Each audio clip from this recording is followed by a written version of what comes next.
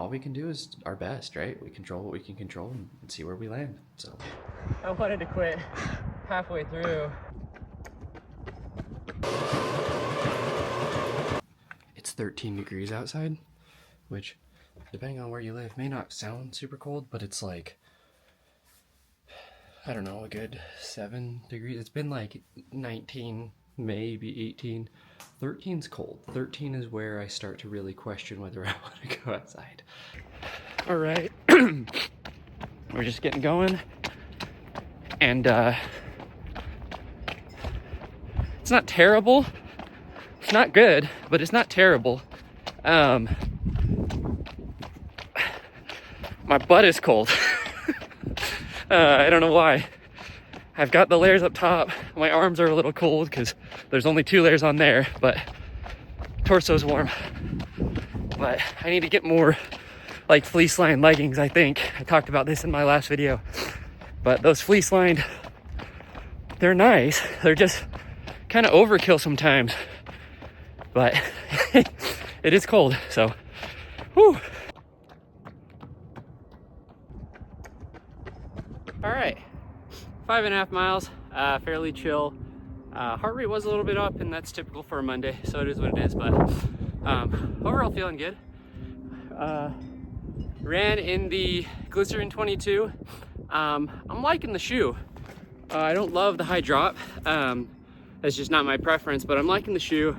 It's definitely a lot more of a versatile daily trainer now. It's definitely more of a standard daily trainer, right? Like you actually get a little bit of energy return. The Glycerin used to be the max cushion shoe for Brooks. We know that that has changed. So more people I think are gonna like the Glycerin.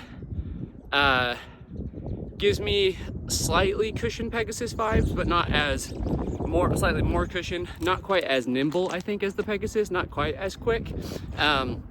But DNA tuned is nice, and it's not like overly squishy. I thought the Glycerin Max was a little bit overly squishy and heavy, but so this is a nice balance. I would love to see it in like a 6 to 8 millimeter drop though. So anyway, we're done. Let's go have fun with the fam. Okay, so it's supposed to be cold this morning. I said it was cold this morning on the forecast last night.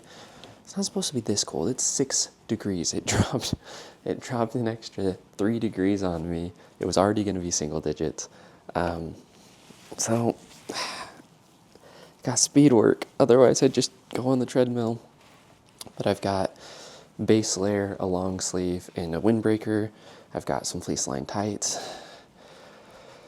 We've got gloves. I don't know. We'll get out there. But we're doing 10 by 400, just, you know, basically tapering in to my time trial this weekend, and gonna try and hit about 6 to 6:05 pace on these, which should be like super achievable, going like 60-70 seconds rest, so should not be a big deal. But man, it's freezing cold outside. So All right, I'm just on my warm-up. Legs feel pretty good. It's freaking cold. 3 layers up top and I'm still just really cold. But it is what it is. We're still going. Gonna get it done. All right. We're 8 in. We got 2 more. My lungs are working hard. It's so freaking cold. Oh, okay. Let's go crush these last 2 and be done with it. Before I get inside to get my son up, shoes. So I kept the Evo SLs on, and man, they're really freaking good. I don't see how another lightweight trainer can beat this. Like, feels like a super shoe, just without the upper end pop. Just a crazy shoe, to be honest. Crazy shoe.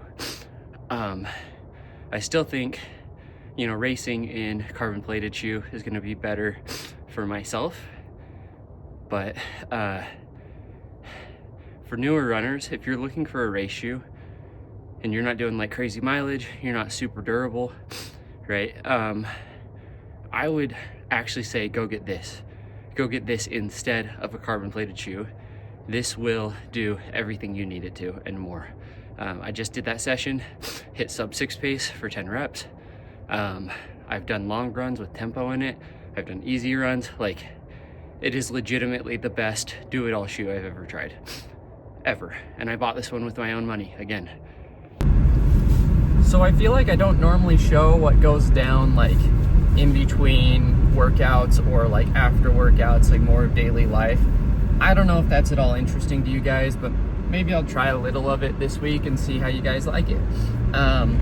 So it's a little bit before 8 o'clock and I'm just driving home. So typically I try and finish my workout by like 7. Lately though, I've just been really slow to get out of bed. I'm spending probably too much time in the bathroom, maybe TMI, but gotta take care of my fiber intake and make sure I'm eating more fruits and veggies, and frankly gotta lock in my diet a little bit better. When I go into my base build here in about a week, I will be focusing a lot more on nutrition, kind of reestablishing some of those habits, as well as getting my body composition in a better spot, because I think honestly, like the last year and a half, stress-wise has been really bad. Maybe coming up on 2 years now, honestly, but you know, lost my job in June of 2023, and just like leaned into training, leaned into everything, and just like tried to distract myself, I think, from the just overall stress of being able to take care of my family financially. And then when I got a full-time job, I kind of just kept everything up and was going a million miles per hour, and that job ended up being really, really bad. From a culture perspective, from a work-life balance perspective, like just things were not good, without getting myself in trouble by saying too much. Like that job was not good for me. I was not in a good place mentally. So for the year that I was there, as well as like the 6 months I was unemployed, and frankly like the 6 months leading up to unemployment too, was not the best situation either. Like the company, there was a lot of pressure on my team. I was running a department, and so just lots of stress over like the last 2 years. And because of that, my body composition, my weight, my mental state has kind of been up and down, up and down. And I feel like now I'm in a really good job. My boss is really good. Like I'm really busy, don't get me wrong. Like work is really busy, and work is not like crazy stressful, but it's high stress in the sense that like, hey, like we're trying to get a lot done, and a lot rides on my team hitting their numbers. And I'm a sales manager, by the way, so I manage a team. And like there's high expectations, is what I should say. Like my job has high expectations, but I feel like I have the support. I feel like I have the resources. I feel like the goals and the quotas and everything are very attainable, and we are attaining. So like work, maybe I'm just grateful after having been at like a nightmare of a job. But work is busy, but it is not as stressful as it used to be, and training is going well. I think the missing piece for me right now is, yes, getting more sleep, but I'm getting better at least at getting in bed in time. And then my recovery practices, my nutrition. So, you know, I have the TENS unit, I have the Normatec boots, I just got those. I have, you know, the massage gun, like different things that I can do like during the day, while I'm working, so I can kind of double up. And then I've been aiming to get more sleep. I'm getting to bed earlier for sure than I used to. The wrench in the plan of just being a dad, right? Like the kids are really struggling with sleep as of late, and I'm not really sure what we can do. My middle child in particular, she's up, like last night she was up literally 5 times, which, like, if you think about it, like I slept a little over 6 hours, or maybe around 6 hours. So that's like every hour. I'm waking up pretty much every hour. So that was brutal. And then, but yeah, the other thing is just diet. I need to lock in my diet. I know I do. I know how to do it. I know what I need to do. That's the difficulty, I think, with being busy. But frankly, like I work from home. I can make this work. I can prep food. I can do all these things. I've done it in the past. It's just one of those things that like you've got to establish those habits. And what I need to be better at is establishing the habit and then not defaulting to junk the second that I don't have the food readily available, or the second that life gets really, really stressful, right? Is like I have to lock in those habits. The working out is for me is frankly the easy part. The food is the hardest part for me. And so if I can get my diet, my nutrition locked in place, get my body composition in a better spot, which I only mess with my weight and body composition during base building. I only do it during that time. So like 8 to 12 weeks, maybe once or twice a year, right? But then the other thing too is making some changes to my strength training. So anyway, it's a little bit before 8 still. What I normally do is I'll just rinse off really quick and then get like not soap up, but like rinse off, just to warm up the body, frankly, and not feel like salty and sweaty. Even though I have a second workout later today, I'm going to do just some like light lifting. I won't lift Thursday, which I normally do, but I won't lift Thursday just because I've got the time trial this weekend. And then yeah, I'll normally do some quick food around this time. So whether that's, you know, a protein shake and granola bar and fruit. Anyways, yeah. We'll probably see you again for the afternoon workout. All right, I am in between meetings. I was wearing a hat, so my hair was not like this for work. In between meetings though, just getting some food warmed up, 5-10 minutes, and then I'm jumping back on the computer for the next hour, and then I'm gonna get my lift in. I was bad with food today, just in the sense that I only got like a carb protein mix, and then jumped on the computer and just completely forgot about eating. So I'm gonna make myself a smoothie. I've got some of those Costco chicken breast nuggets going right now too. I just put them in the air fryer. And yeah, I'm just gonna get a bunch of fruit and stuff in and then just get going. So talked about nutrition. I need to be better with it.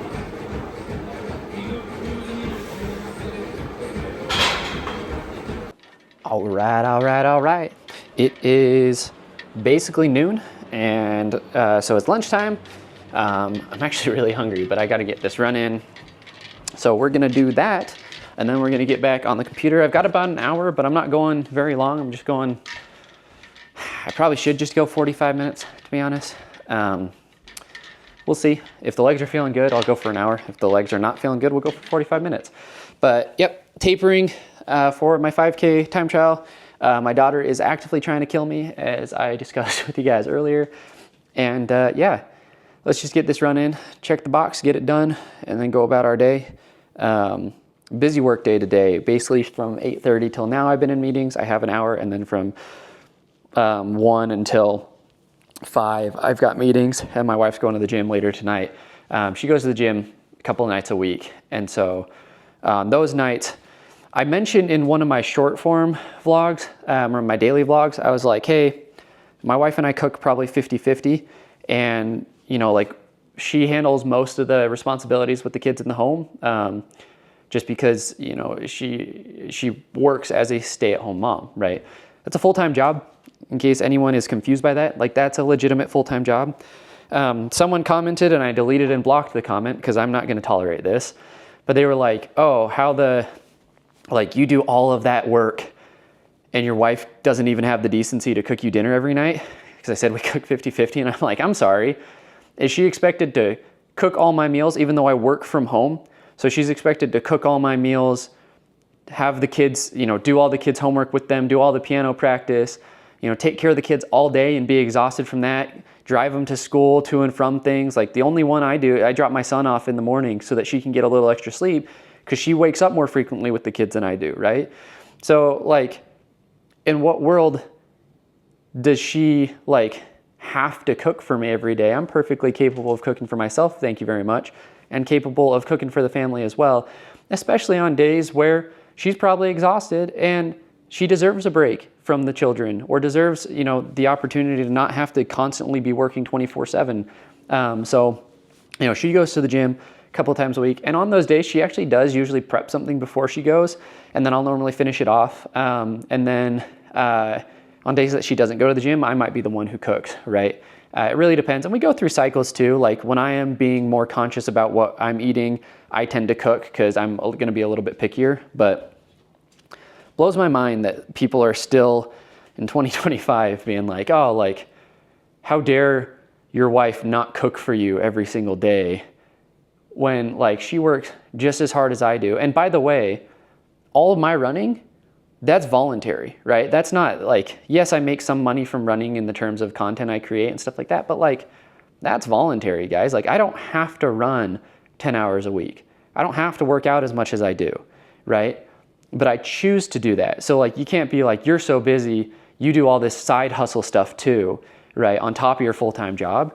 She didn't necessarily sign up for that, right? So just because I decide to take on more time myself doesn't mean that she should have to pick up slack, right? No, I should not leave any slack is how it works.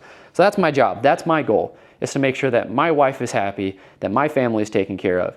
And if it ever comes down to sacrificing my family over content or fitness, I'm choosing my family 100% of the time, 200% of the time, if that was physically possible. Anyway, rant over. Got to go run now.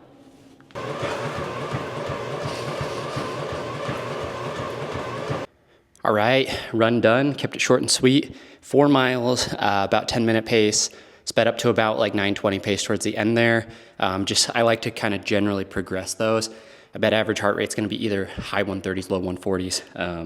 Just really taking it easy. So we may take tomorrow off. We may just run like 30 minutes and then do a shakeout run on Friday. But again, really trying to go into Saturday fresh. Not necessarily reducing a ton of frequency, right? Because we want the legs to be used to running. We don't want it to be a shock on Saturday morning when all of a sudden we're running again. So we'll do some strides on Friday as well, so that turnover is still there, and then we'll hit it. We'll hit the time trial. So really hoping the legs come around. I mean, I think reasonable is like 19 to 19:10, which would be PRs, adult PRs, right? So we'll keep grinding at it, but definitely time for a base build, definitely time for kind of a reset after this, get my diet right, get my sleep right, just put a little bit less pressure on myself from a performance standpoint and just build, right? Just build time on feet, build mileage, build strength, get to where I'm feeling really good, work on some plyometrics, right? Work on recruiting those muscle fibers, and then we will hit the ground running again. So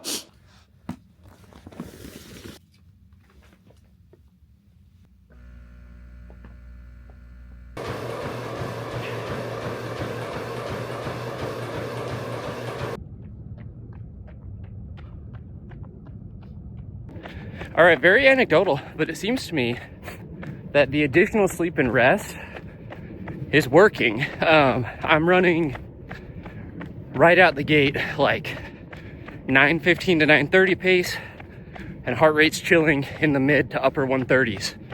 So typically that would be low end 140s. So we're a couple of beats per minute lower than we normally would.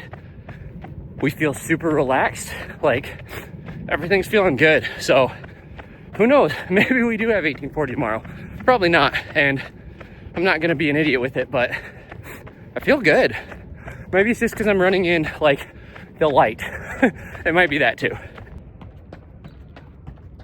All right, well, we're gonna do like one more stride just down to the house, but overall feeling really smooth, really good.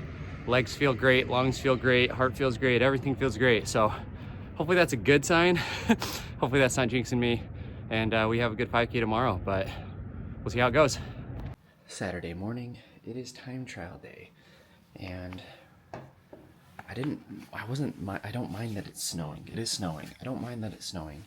I do mind that the snow is stuck already.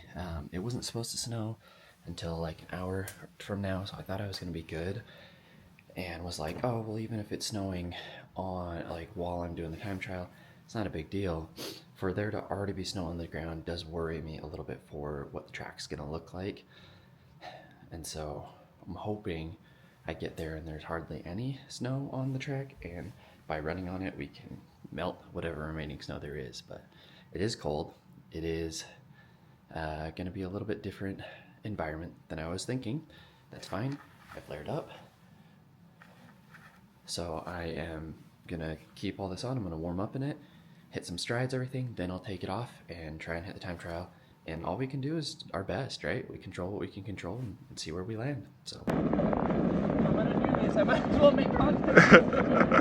This is what you'd recommend as a high school track coach, right? It's like your warm-up.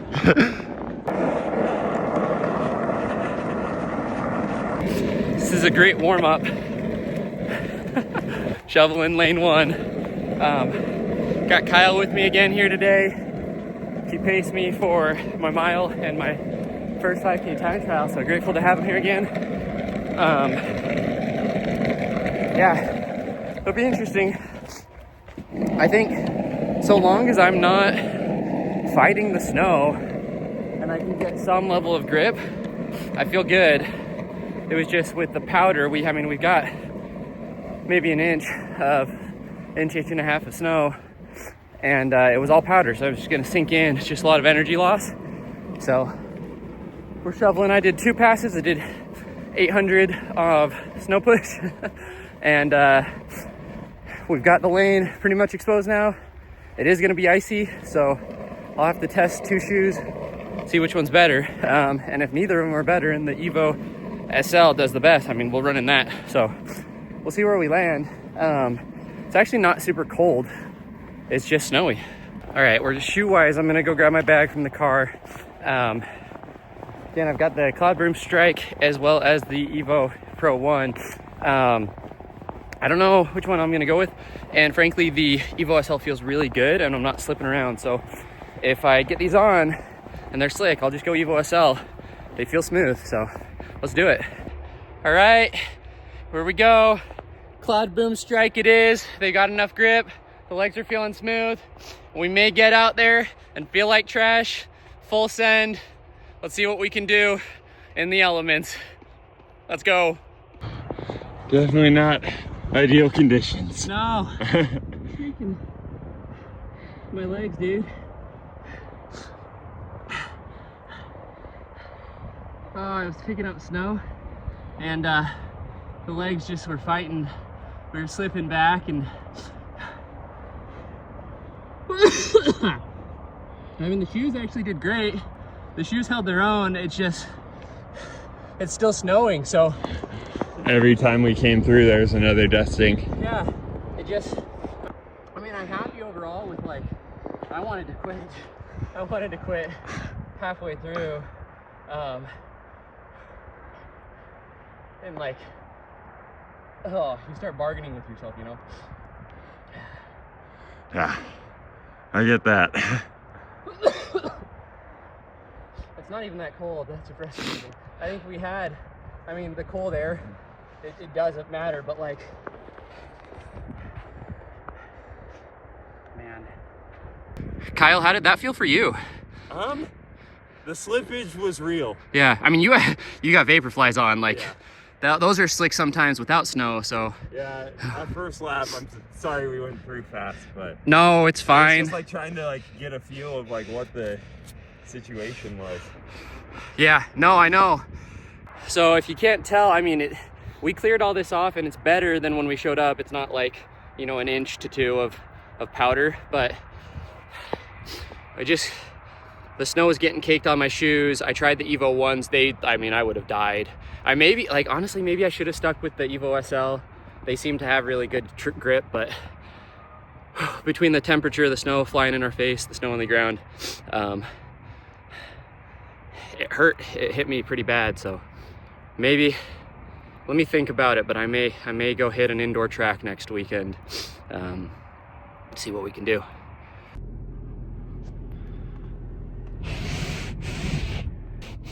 All right, so I am going back and forth on what to do here, because look, I'm not upset with the time. I think it was sub 21.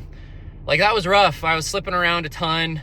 The snow just kept coming down, so even though we shoveled, there was another fresh layer, and so every step it was slipping back and it was requiring more power to get through, and frustrating, right? But it is what it is.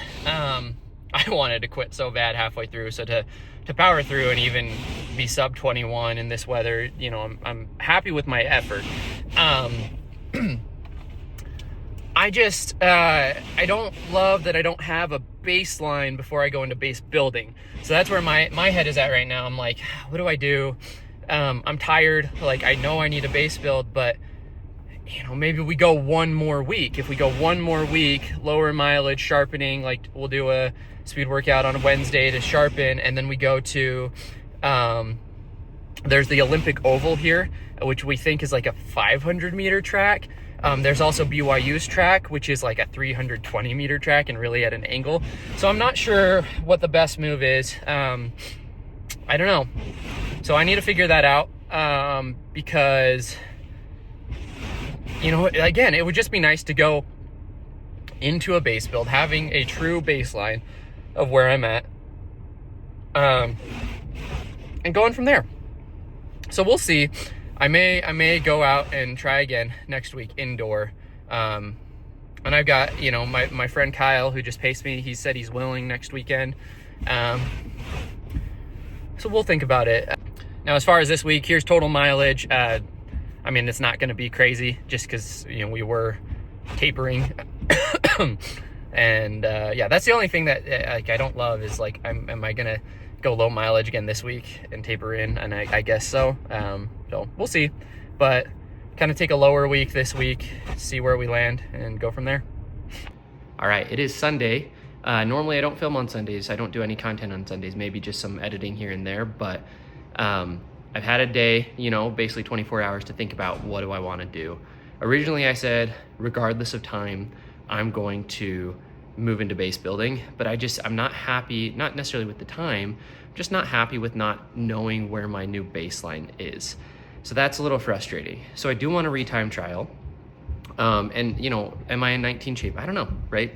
Frankly, I feel like I should have been closer, like I should have at least been sub 20 on the track, even in the snow, if I was in 19 shape, right? And that's maybe just the harsh reality, right? I was barely sub 21. So did I have like almost 2 full minutes in me if it wasn't snowy? That's a big gap, right? That's a big gap. So anyway, but I do want a retime trial, and I have a couple of options. You know, if there is the Olympic Oval, where the indoor track here in Utah, that I could go to, and you know, that's not open next weekend. And I don't know if I want to give myself just a week anyway. Maybe I want to give myself 2 weeks. So I could go back and run that in 2 weeks and guarantee good weather. Now I can't guarantee that I'll have like the lane that I want and all that stuff. And is GPS going to work right in an indoor track? I've had issues with GPS on indoor tracks before, so I'm not 100% sure. So there's that. And then the other option is, you know, maybe wait 4 weeks and time trial in 4 weeks. Reason why I would do that over the 2 weeks is because then I would get some more mileage at my normal mileage instead of like having to be down for a full month in mileage, which I feel like is going to throw me off. So we'll see what I do. I'm not 100% sure. I think I'm leaning towards the 4 weeks though. And if I do the 4 weeks, I may be able to do it outside instead of inside as well, because the weather might be a lot better. It'll give me the option to run outside or inside. And I still might lean towards inside, but maybe I'll like head over to the track for a session on one Saturday just to get familiar with it, and kind of scope it out, right? I don't want it to be my first time being there, but I like that idea from a temperature control standpoint too. I can, you know, run it in like a singlet and some tights instead of having to bundle up. So we'll see. Oh, and also no slipping issues anyway. We'll see what we do, but I'm leaning towards 4 weeks. So I'll let you guys know next week where I'm going with this. And yeah, that's the week. Appreciate you sticking around.